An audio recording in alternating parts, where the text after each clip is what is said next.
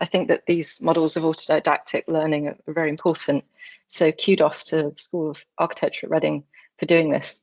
I am now going to attempt, having not been a huge fan of this particular platform, to share my presentation with you. There may be a kerfuffle, a brief one anyway. Now, please confirm that you can see the title of my talk. That's perfect. Wonderful. Okay, thank you. And I have just under 30 minutes now. So first of all, it's an honour to be here. I actually went to school in Reading growing up. Little did you know, a school that I won't name actually, in case there's all sorts of big reveals on just how naughty I was during my time there. But I do know the White Knights Park, and I'm sure you're all, if you aren't on campus already, longing to get back, but I have familiarity with the town, or Neo City perhaps. So my talk today is really about this interrogation of what the post-Anthropocene is. And I just want to start by saying that I started out as obviously a practitioner. I set up a company when I was still a student, and that was slightly crazy of me. And then I unfortunately won a business competition, which meant I had to then run the business because I had all this money. I didn't know what to do with it otherwise. But then ultimately, with about 10 years later, circled back into education and actually made this my principal design project. What is the configuration of a school? What is pedagogy? What is curriculum? And this interrogation continues. These are some of the texts that I'm either producing or produced. My most recent, I'll just mention this not as a book plug, but it really did take me to where I am with my next book, which I talk about as part of this talk, because it's directly related to the title, in fact. So the one that came out most recently was Architects After Architecture, which I did with Rory Hyde, who was the V&A curator, architecture curator, and now moved back to Melbourne to take on a design directorship at the University of Melbourne, and Roberta Maracaccio, who teaches at the AA in London. But it was based on this notion of, again, always pushing the boundaries of what architecture is, feeling, unsettled by, I would say, architecture's mainstream, its commitment to commercialism, its disregard for people and planet. So in a way, the text was definitely taking me in a very particular direction in my scholarship and my, I would say, professional preoccupations as a dean, towards a different kind of dialogue about what schools of architecture should be teaching, and indeed architects should be practicing. So within the book, for example, you'll recognize some names, if not others, but there was this notion again of being on this threshold of something, moving between people who operated broadly as architects but were on the edge of it, into something that was, leaving architecture altogether and moving into fields of practice such as politics or game design, or tech design, that were really one would associate as being outside of architecture. Now, I always argue that we should all be called architects from the minute you finish your second degree. Forget registration. It's far more powerful to operate as architects of anything in the world than it is to just think that the only thing that you're ever trained to do well is a building, because this is statistically not true. 66% of you will never become architects. So I think we need to reclaim architecture from the minority who think we should protect it and only make it about spatial production. Meanwhile, these are the categories in the book. Again, what came up very much in this research for the book was an understanding that so many of these categories, and this is perhaps to riff off of Kimberly Crenshaw's work, 1991 scholarship. Sorry, somebody's got their mic on or speaker on, it's echoed, sorry, slightly startling sound.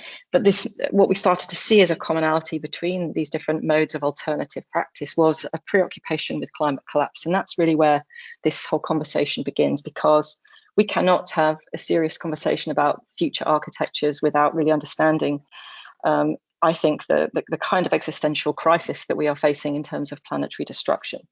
So my arguments are, my provocation for today is that we are living in the last years of everything unless we take drastic and immediate action. We've got some statistics that support this that are not necessarily climate related, but I do think they are relevant to other, if you like, indicators of our precarity as a profession. So the first is that 85% of jobs that will exist in 2035 haven't been invented yet. That's a US Moripol statistic drawn from the FTF. And also that, as we know from Bank of England data, 40% of the jobs that we're doing at the moment will be obsolete by 2034. So if we look to what architecture production is at the moment and how technologically dependent that is, because obviously it's jobs that have technologies or are advanced by technologies that are the most at risk. One could consider the fact that vast chunks of what we do will, not necessarily be relevant to architectural practice. So all of that anxiety about software, all of the kind of grief educators get from practice about making sure you can all do BIM and AutoCAD for 14 hours a day on minimum wage, that's kind of, I think, a side dialogue to what the real challenges are. So I'm going to talk a bit about this notion of what post-Anthropocene is, and I think it's always important, as all of you who've ever written an essay, and certainly if any of you are doctoral students, to really start to challenge the terminologies under which we are all operating. So an Anthropocene is literally a period of dominant activity species is humans. So that's what the Anthropocene is. So to move into the post-Anthropocene means that the dominant species will not necessarily be human. And frankly, that would be an enormous relief considering the destruction we have wreaked on the planet since we existed. And we're relatively new species, actually, compared to others. So, it's the notion of a post-Anthropocene is not saying that humans don't exist. It means imagining a world where humans aren't necessarily the pinnacle species or don't assume themselves to be. And what are the implications for you as architects? Well, first of all, who are you when you're designing in your briefs? Are you being given a multi-species brief? So you even been given non-human species briefs? All these sort of questions come up.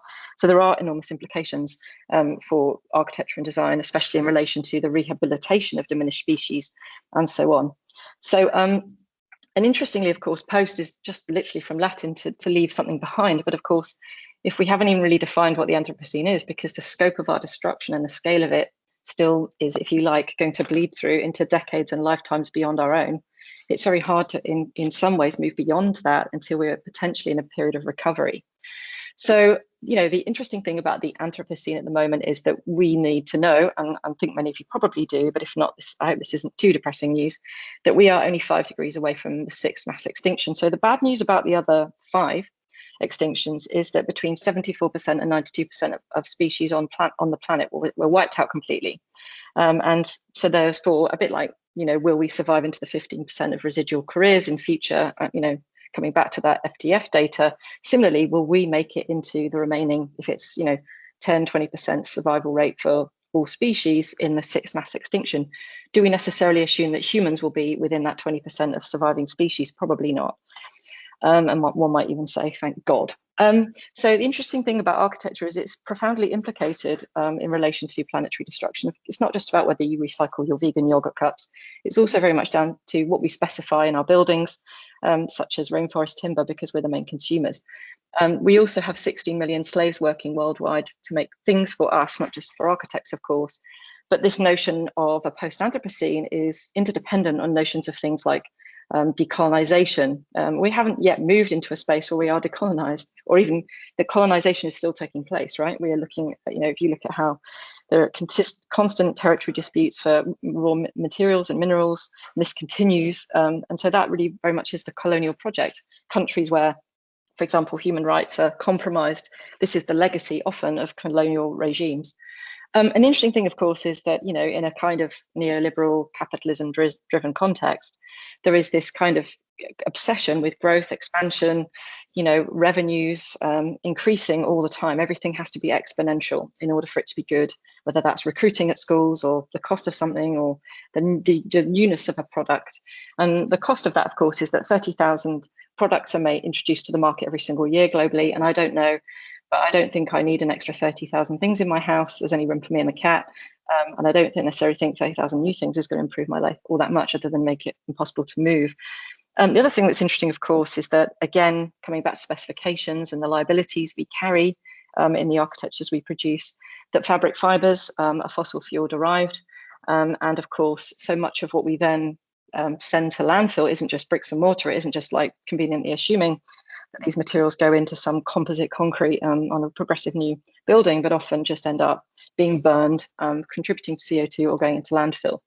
And this was a statistic, by the way, from now 2 years ago. So it's kind of terrifying to think that in the space of 6 years, the forecast is in that period, we were already predicted to double, and that's quite worrying, global construction waste.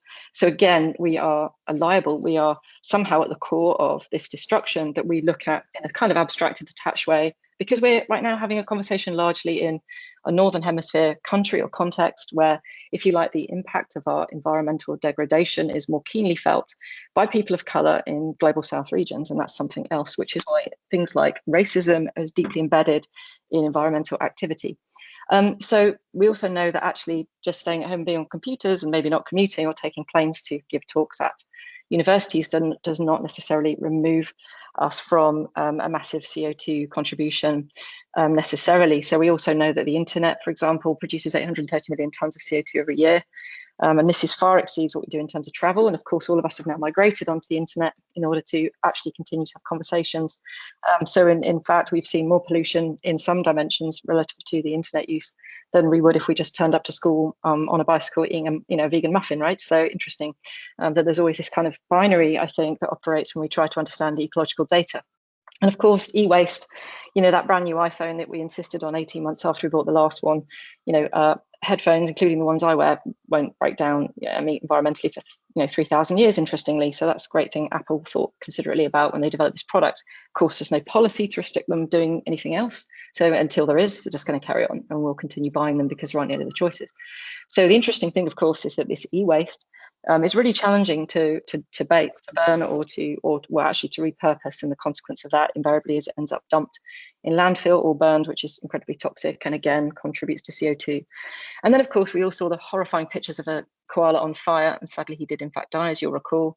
But the interesting thing about humans is, never mind kind of like indiscriminate destruction, exploitation of the planet's resources, whether they are living or otherwise, very specifically animals have been obliterated largely since we came into existence. And worryingly, if we look at what I've pointed to here, 1970, which was considered the birth of the modern ecological movement. So all those parents or grandparents of yours who took a ton of drugs, went to Woodstock, and gave birth, ideologically at least, if not practically, to the modern conservation and ecological movement.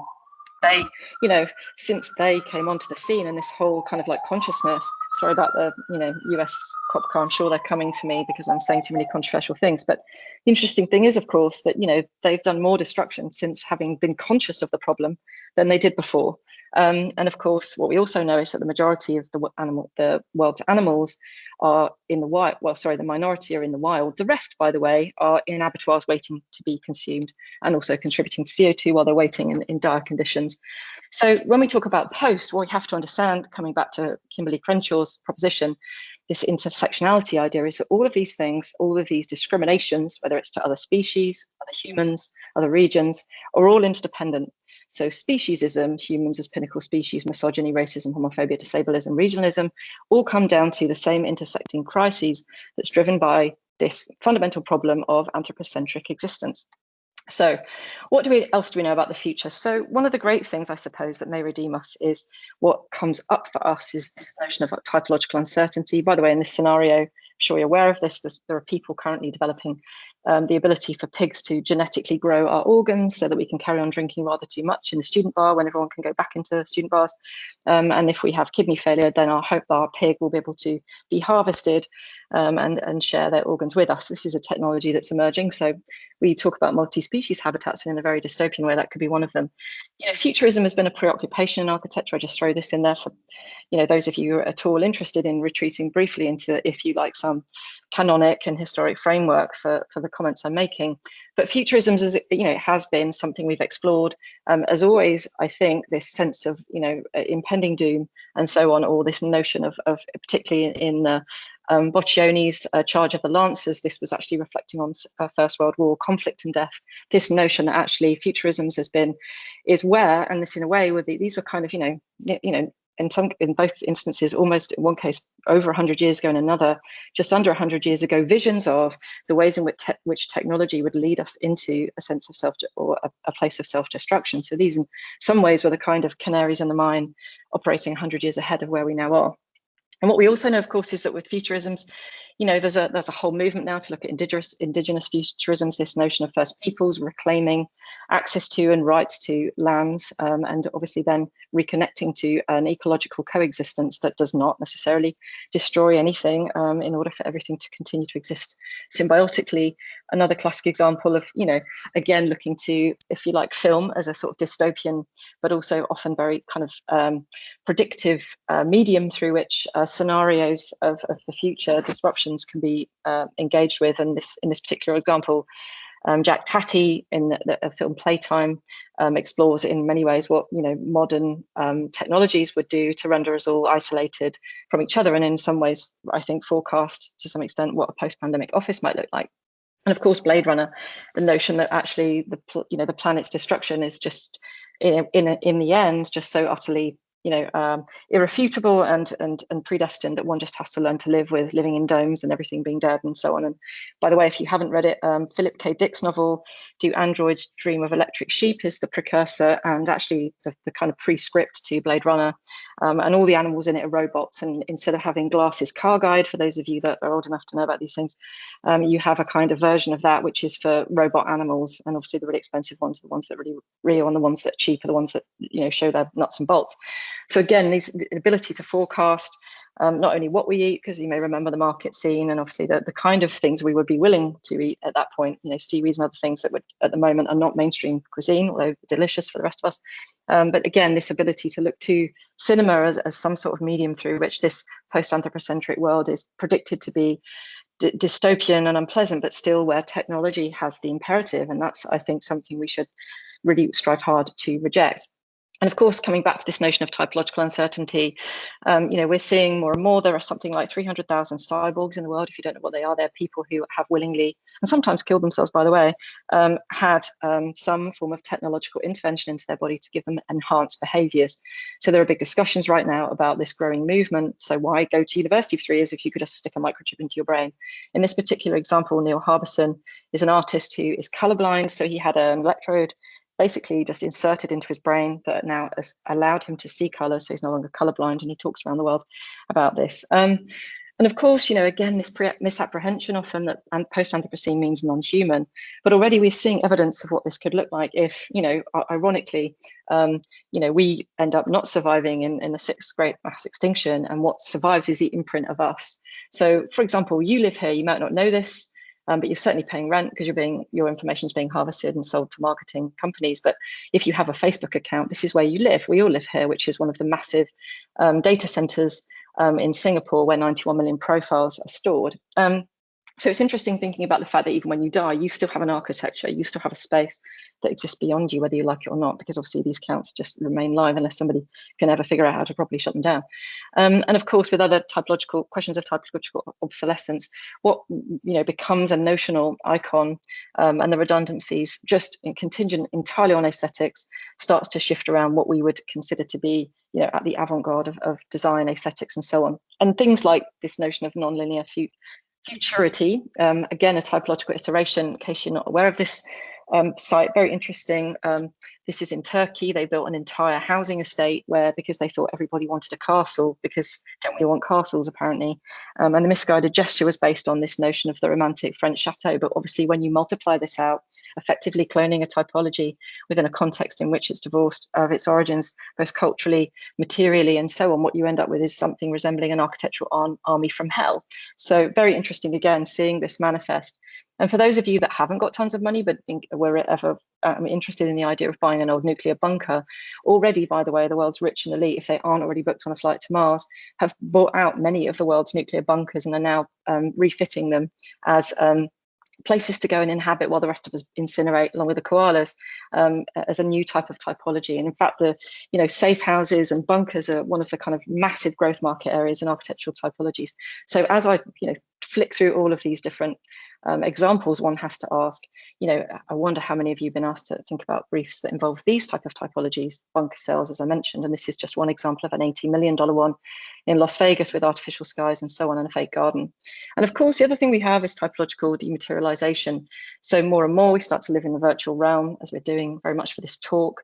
Very interestingly, examples of how we are shifting into that detachment from real-time engagement. This example, if you text San Francisco Museum of Modern Art an emoji, it will send you back an image to try and educate you about art, but also to connect you without any real effort to a piece of art that they'd normally have exhibited. So again, it's that displacement that we seem to be so excited about. And then, of course, notions of typological continuity, the ways in which motifs in architecture repeat themselves. And this is the Renaissance Centre in Detroit, the notion of a winter garden.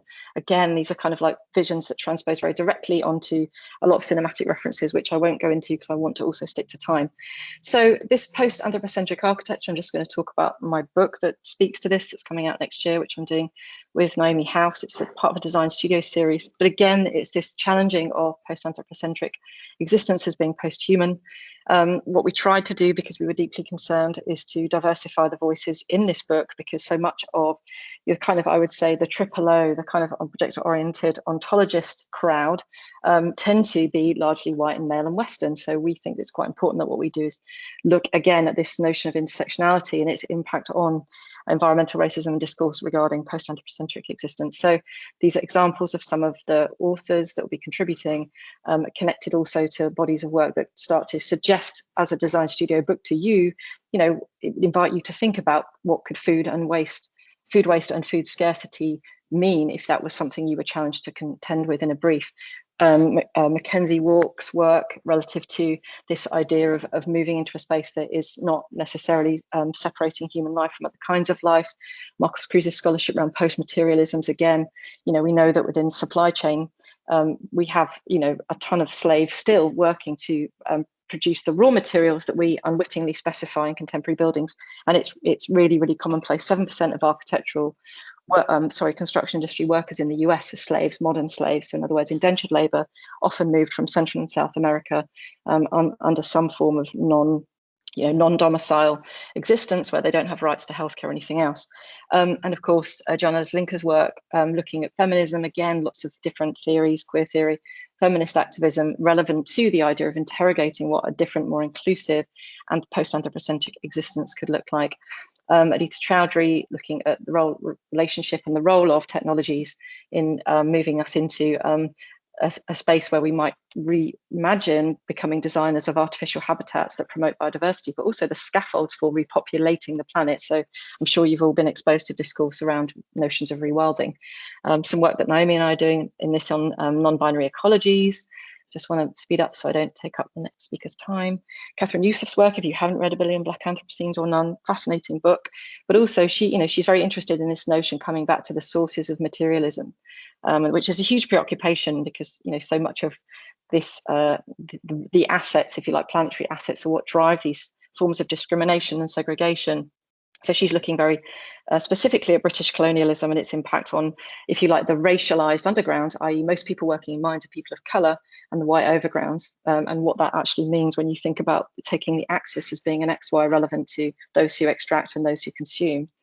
And of course, what the template for the book is some theory chapters and then a bunch of building profiles. One of my colleagues at Pratt, who's designed a habitat for bees, who, especially solitary bees, by the way, which normally you have to kill them in order to study them, but this allows them to live inside a structure with tiny cameras observing their activities. Cave Bureau, who have done a brilliant Anthropocene museum, based in Nairobi. Ensemble, we probably know, did a sort of truffle house, which was an excavation of a space. So again, coming back into this notion of, not working beneath service rather than above it. Walter Hood, who did a fantastic book on Black landscapes and is coming in next year at Pratt, actually a visiting climate fellow. But again, very interesting work, looking at a completely different perspective on diversity relevant to Black and excluded minority communities. And Daisy Ginsberg, who teaches at the AA, who's at the moment doing an enormous study into what the rewilding of Mars could look like, because it did actually have life on it. And if we are seriously contemplating some dimensions, and ideally not just exclusively the rich, moving to Mars at some point, then obviously we need to create a habitat in which we can all thrive. Joyce Hwang's work, she does a ton of animal habitats. So again, it's this notion of being given a brief where you might actually consider designing an architecture for another species. In this case, she's doing this, I think, a bat habitats in a forest. And then the last word in the text is actually from Timothy Morton, who I think is now divorcing himself of his triple O identity and moving into a space which is much more around his newly realized non-binary character and how that will inform how he positions his kind of, if you like, protagonism relevant to ecology. So my last two slides, I'm going to speed up because I want to make sure I'm on time. I'm always very religiously careful about not eating into other people's platforms. We do have, if you're interested, a conference where we're discussing all of these things in just over a year's time, and it will be in person. I should add that it's a decolonized conference, so there'll be ritual co-consuming of food. There is no keynotes. Everyone is a thought partner, completely horizontal category. There's going to be lots of harvesting and making and cleansing and all these other indigenous rituals around knowledge sharing and co-creation, because we're trying to actually decolonize the conference. So you're very welcome to attend. And then just to conclude with Anna Lowen-Hautzing's book, The Mushroom at the End of the World. If you haven't read it, I'm a bit obsessed by mushrooms, actually, on a number of levels, possibly ever to say slightly over obsessed. But she makes a very important point, which does relate back to what we describe possibly as indigenous methodologies and indigenous knowledge. So this idea that we imagine a relationship, assume superiority of animals and other species, is what we educate students and children from a very early age into assuming. And of course, what we do not understand is the codependencies of all life on the planet, which means no one is able to survive independent of other species. And because we fail to acknowledge that, we move into a space where we are constantly diminishing our own existence. So while we might see the destruction of species as an abstract over there problem, what we are not really fully cognizant of is the species through a lack of architectures to maintain their existence, but also to rehabilitate those we've lost, is an existential threat to all of us. So if we want to ask a question then about what the future architecture is, we need to start by asking the future of humanity and indeed all planetary species. Thank you very much. Thank you, Harriet. Okay, so a question for Harriet first. Do you think we should be designing for other species with them as the primary users? For example, habitats like dams for beavers, where humans are not using the space, or do you think this is human intervention in nature? So is there a balance? Well, I think humans have already intervened in nature, and to nature's detriment, and that's the point, really, that we actually, if we are going to do anything, an architecture for animals in this example with the beavers, then it's about rehabilitation. And I think that we have at our disposal, as a consequence of our allegedly advanced way of operating within the world, that's obviously vastly enabled by technologies and systems, an ability to very easily morphologically and biometrically mimic animal architectures in order to rehabilitate lost and declining species. So I think that it's quite a reasonable request that we start to encourage students to see that as a primary obligation within their architectural production at school. And further to that, that there should be some echo of this within RIBA validation and other validation bodies operating internationally, such as any. If you are to become an architect, or indeed, whether it's ARB or RIBA registered, some professional obligation carried forward, not just by government-based policy, but by our own industry, to set a certain benchmark regarding just how much other species habitats one should acceptably design within one's career. And interestingly, I did a conservation architecture degree at the AA years ago, because I, for some reason, thought 4 masters was a really good plan. It was on full scholarship, of course. But, I just remember having so many anxieties about bats in historic buildings and all the worries people had about the bat conservation movement being really, really strong lobby in the UK. So people go to extraordinary lengths to kind of make bats' existence in historic buildings unbearable in order to be able to do repair or renovation work or, adaptation work. But it's this idea that we have an absolute contempt for other species. We term up from everything from termite mounds to, trying to design out any notion of cohabitation with creatures other than horribly domesticized animals. And even then, you look at the architecture as even domestic pets, and it's not exactly, they're not given pinnacle coexistence priorities, are they? They're kind of very much secondary to our needs. So I think that, I do think quite seriously that we need to sort of stop imagining that, this kind of needs that these other animals have are separate from our own. They are entirely about our own well-being. There's been so much data that proves coexistence with other species is actually critical to any sense of wellness. And frankly, right now in a pandemic, most of us are experiencing vast amounts of mental stress and alienation, and it's partly because we're indoors and can't even go out and appreciate a bit of nature. So I think there's a very strong argument for doing this kind of work, both as a student and as a professional too. Yeah, great definitely. question, So brother. thanks. Do you think that students, therefore, in their briefs, this idea should be suggested really on in architectural and engagement and in education, that animals and species should be given greater precedence in design. Yeah, I do. And I think that, in a way, we need to remember that any kind of system that implies a hierarchy, whether it's among races, among genders, among identities, abilities, or other species, it's all the same problem. So if we are committed to this idea of designing out inequality, which I would hope at least some of us believe in as being a core obligation of an architect, then of course that similarly applies to how we might interact with everything from plants and more inanimate species than animals, for example. So I think that that's essential, and I think that in fact I would even, we talk, I think it was the 10% for art budget or 6% for art. There used to be this kind of really peculiar rule, or a bit like social housing, where there's this like percentile that's supposed to be, you can trash a social housing estate as long as you, turn most of it into private dwellings, as long as you keep some percentage of social affordable housing. And that's often a developer's justification for carving up what was formerly affordable housing. And similarly, why not make it an obligation for every single property that's ever designed, every building, and even then redesigned, because we're going to have to start coming into a reckoning phase regarding the inability on a resource basis, but also a monetary basis, to keep building new and actually work more with repurposing what we have in terms of the built environment. So again, if we carried forward through policy as well as pedagogy, the obligation to ensure that no one can just design for one species alone, but to really imagine what a multi-species habitat could look like. And that doesn't include domestic animals, but everything from insects and plants right the way up to species that are indigenous to the regions in which they're situated, and as with all species, understood to be a vital part of a surviving ecology. Great, thank you very much. And we've had a couple of questions come in. So Flora's asked, you mentioned vegan yogurt. Should all architects be vegan?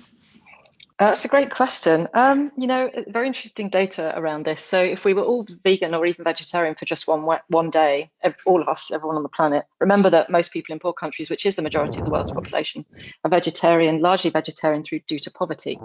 So of course, in Northern Hemisphere, wealthy Western countries, all these terms have contingencies and obviously contestations, but we won't go there right now. The interesting thing is that, we have this kind of dilemma about eating too much, diets, and, too much meat and all that stuff. And in most countries, they don't even have the luxury of that deliberation. So I think that, we talk about solidarity between species, across humanities. Here we are insisting we're all, down with the feminists or BLM, and then on the other hand, operate in vastly inequitable ways towards people outside of a Western context who identify in that way. So similarly with other species and also other regions who do not have access to food, we have to understand that our dependence on eating animals is not only contributing to CO2, but it's carving up vast sections of land where that land could be repurposed to feed humans. So as an illustration, it takes off the same amount of actual land that it takes to feed 14 people. That's how much land it takes to feed one cow. So people who eat meat are taking food out of the mouths of 14 people. That's the equivalency. So I will leave that on the conscience of architects to make that decision for themselves. But even any kind of effort, in my view, is some form of humility. Frankly, we could all do some, that acknowledges the reciprocity of all of our decisions. It's not about some abstract taste preference. It's not ideological. It's not diet driven. It's about understanding that our affinities, if we are serious about being ethical operators, need to extend beyond our immediate cultural and regional context. Yeah, that's great. Thank you very much. And I've got another question from Henry, who says, is there a limit to how well we can design for a species other than our own, considering observation seems to be the only way we can really learn from them? Gosh, well, it's interesting, isn't it? Because we've had, I don't know, my early career as an architect student was taught tons of morphology, but it largely involved slicing open enormous cauliflowers and staring into them somewhat bleakly. But, now we've moved into this kind of biomorphic world which seems so much more sophisticated than morphology, although morphology is more mathematical than biomorphic design, just as saying, because morphology is something that's predictable using like mathematical systems, interestingly, and it's a different kind of landscape now. And we talk about things like organic design and biomorphic design. But I think that what's interesting is that crucially, I think that we are missing an opportunity here to really sort of recognize that there's a curricular challenge that we are not engaging with, and I think that what agency students have is to basically insist on all of their design projects that should be something by which their work is judged. I know I'm not really answering the question. I've kind of just gone off on a completely other point I want to make, but I can come back to the question if you like. But I mean, it's an interesting one, isn't it? Because I think that we already learn from animals. Everything we do is in many ways we're mimics and we're appropriators, and that's very much the nature of, if you like, the organic architecture movement. Was this not just about specification and materiality, but was buildings that looked like snail shells and stuff that really kind of got really groovy for some reason in the 1980s and 90s, and I found them rather abhorrent and terrifying because they were invariably filled with people wearing sandals and smelling of patchouli oil. But interestingly, we've moved forward now in our understanding of what these kind of much more environmentally integrated and responsibly sourced buildings in terms of their forms and their materiality can be comprised of. So I think it's not to say we can't still look to the animal kingdom to understand complex systems, and I think we do that all the time. But I think that we are now, because of the ways in which, for example, using spatial mapping technologies, have an ability, and point cloud manifestations, an ability to understand, investigate, map, and then mimic forms of animal architecture, if you like, in a way that's so much more sophisticated than we would have done before, going back to the morphology classes of the 1990s. So I think that's, again, another opportunity when we talk about technology in schools of architecture, to start engaging some of these technologies in creating a far more direct appropriation of animal intelligence, because honestly, most of the time they're far more sophisticated than we are. They don't annihilate every other species in order to exist. That's one of, I think, the principal evidence base as to why they're more sophisticated, whereas we do. Yeah. We've got a great question from Chloe, who's asking, do you think that one day students and architects might be getting projects designing for off-planet, whether that's orbital or another planet architecture, dystopia or reality? Well, I think they already are. So there's already people who've bought real estate on Mars. I think you're probably aware of this, rather depressingly. And it's something you can buy right now. I was looking at some the other day, actually, just out of interest. Not that I have actually money, but certainly not of that kind. And I just think I just want to incinerate with the koalas, to be honest, if this comes to pass. But it's far more, I find it quite compelling and concerning, in fact, that the people likely to survive from our species are the most annoying of all. They're the most destructive and complacent and degenerative capitalists. And they are actually principally responsible for the havoc that's being wreaked upon the planet, in not providing us with our alternatives that are sustainable in terms of just headphones. And we've had so much fun this afternoon with headphones, right? So I think, that concerns me, that, in visions, I always thought it's not exactly going to be Noah's Ark, is it, of kind of humanity. There won't be like everybody from every region equally represented, etc. It's going to be the most disastrous vulture capitalists and planetary destroyers who get to survive. So yeah, I think unfortunately that's already happening. But I think this comes back to what can we do for those of us who are committed to the idea of recovering and restoring something of Earth's, inherent natural and actually self-sustaining architectures. For me, I'm far more interested in the project that is looking at what we can do while we still have a planet that functions ostensibly, more or less anyway. Yeah, definitely. And just another question is, how can architecture students prepare to face unknown problems of the future? Gosh, I would like to have a bit of a moment in honor of architecture, having just dissed it for an hour and a half or whatever. So the interesting thing about architecture is, and I guess if you read any of my scholarship, if you can be bothered, and if it's not too expensive, and I apologize if it is, let me know. I try to always do books cheaply, but anyway, the interesting thing is, of course, architecture is this incredibly disciplinary rich and epistemologically diverse discipline. If you think about it, compared to every other student, you're learning a bit of every discipline, and maybe some would argue that just makes you an amateur across multiple disciplines rather than expert in any one. But it's this transdisciplinarity, intradisciplinarity that's really at the the kind of cutting edge of thinking regarding what kind of solutions might need to be generated in future to address all of our planetary and if you like interspecies problems. So I think that what's interesting is architects are already, in my view, because of this richness, this epistemological richness in their education and the training that they have to solve problems in 3 dimensions, which has been written about extensively, incidentally, relevant to, cognitive performativity and innovation, entrepreneurship, agility, resilience, all of these things that distinguish, it's what the MBA crowd in their, ironed suits talk about all the time, in terms of like performance around, capital generation. But actually, if we're not obsessed with those as metrics, we have skills that actually an MBA person doesn't have. This mental agility, this kind of interdisciplinarity is what gives architecture students an unrivaled advantage over other disciplines in order to be able to adapt, respond in a productive and in many ways, I would say, professionally sustaining way to all of the different challenges. So I think that you are already being prepared by showing up for school.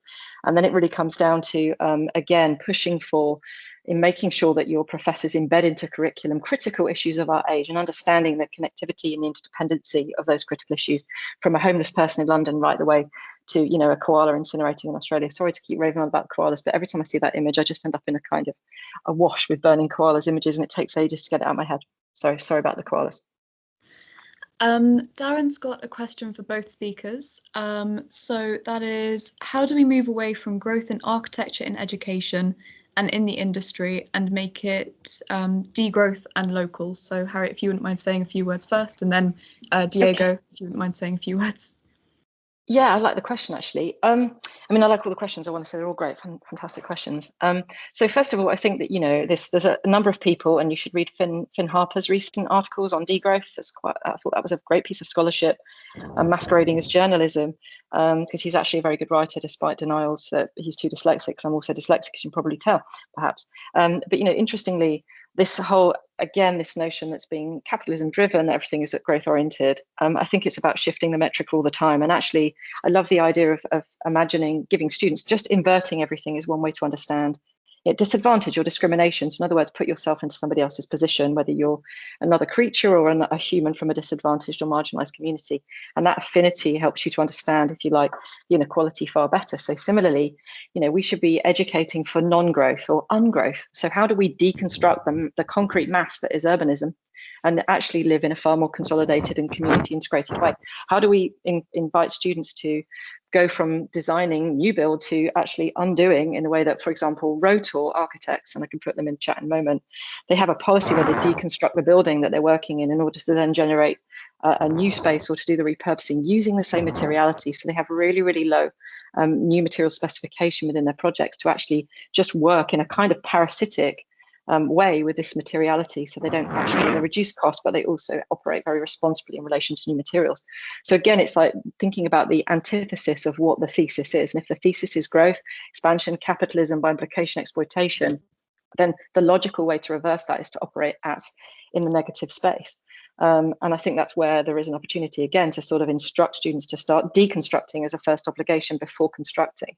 So we don't make that mandatory. We make concept design mandatory as the first stage of architectural production. And I would argue the first thing you should do is look to the materiality, whether it's abandoned, detritus or whatever, and look at its repurposing potential and make that literally a policy-based obligation of all professional practice. And I think we'd start to see a whole new understanding about how cities can operate and also be far more sustainable and resourceful. Because, frankly, cities are for me anyway, tomorrow's urban farm. We have facades, we have roofscapes, we have every kind of infrastructure already existing that's principally been designed to host just humans, actually can very easily be adapted to host multiple species. And frankly, I've got rats in my apartment because it's normal, right? It's New York, and cockroaches and other things.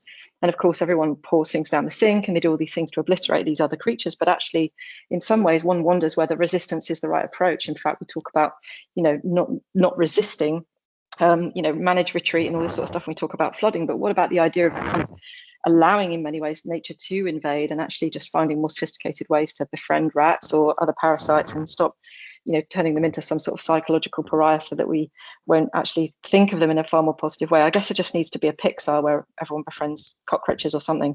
It's the next Finding Nemo, and then maybe we'll feel differently about this kind of already cohabitation that's already present within our existences.